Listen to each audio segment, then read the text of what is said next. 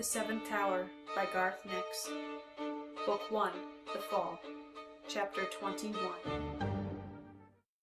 The rock that thrust up through the ice was only as tall as the Selski themselves, and not much broader than 3 of them abreast. Known as the 72nd splitter to the ice-carls, it was just big enough to make the Selski pass to either side, rather than try to jump over it. The sleigh pulled into the shelter of the rock just as the leading Selski crashed down behind them, closing the gap. Tal stared back in shock, barely able to believe that they'd made it.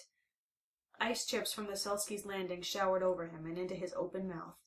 Tal kept looking as the ice melted on his tongue.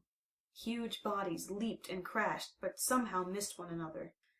Beyond the light of the sleigh lamps, Tal could only see the luminous patterns of the calicoi on the huge animals, a weaving tapestry of light that jumped and moved.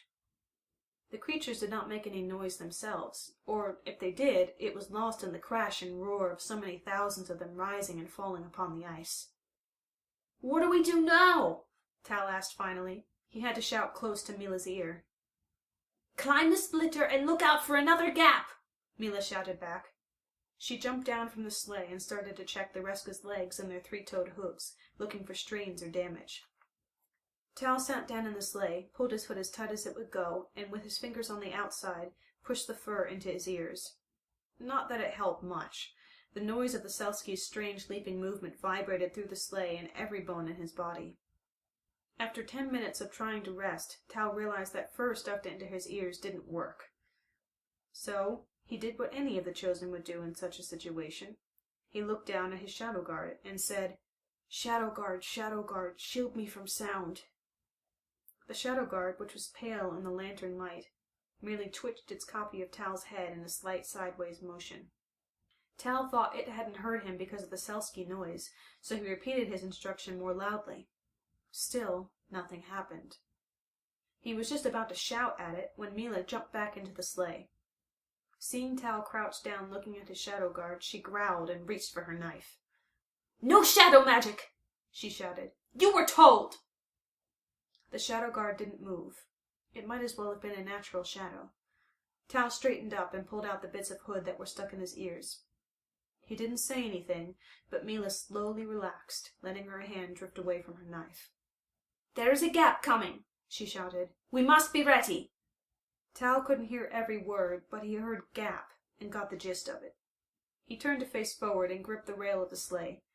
Milla moved up next to him, carefully avoiding his shadow. She drew the whip and flicked it out next to the Reska. Selski still leaped ahead of them without any sign of their numbers lessening. The glow from all their calicoi was no less bright, and the noise had not diminished. Tal waited. When there was no Selski in sight ahead, Milla would start the Reska, he thought. And once again they would be on their way to the castle. Milla cracked the whip and yelled at the Reska while there was still Selski right in front of them. The sleigh began to move off, apparently into their path. Tal gripped the rail even harder and shouted, "No!" though he couldn't even hear himself. Then they were out of the shelter of the splitter, crossing the churned-up split ice a scant few stretches behind the glowing calicoi-riddled tail of a Selski. Tal instantly looked to the right, expecting to see one of the huge monsters in mid-air about to come crashing down on them. But there were no Selski, at least not close. Milla had seen a gap from the top of the splitter and noted the calicoi pattern on the last Selski. The gap was a narrow one. Once again, the ice-carl shouted at the Reska and cracked her whip over their heads. One of the leaders stumbled, and for a terrible moment Tal thought it would go down and the sleigh would crash. But it recovered, and they sped onward across the ice. This time Tal felt sure that the Selski would catch them, flatten them.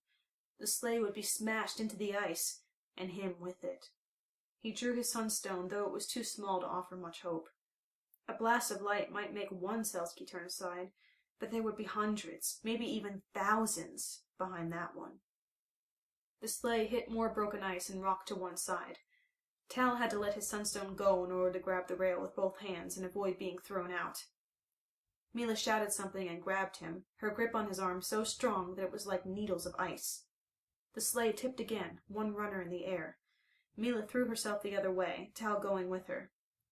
For a second it looked like that would be enough, but there was another bump, and the sleigh catapulted into the air and tipped on its side. Somehow, Milla managed to keep Tal with her as the sleigh screeched and careened on its side, no longer going straight, but sliding off in a crazy arc. Reska screamed. Ice spikes flew everywhere. Tal wasn't even sure which way was up for a moment. All he could think of was the Selski bearing down on them. Eventually, he realized the sleigh had stopped. Milla dragged him out, her knife in her hand. Tal stumbled along with her as she slashed the reins that held the Reska to the wreckage.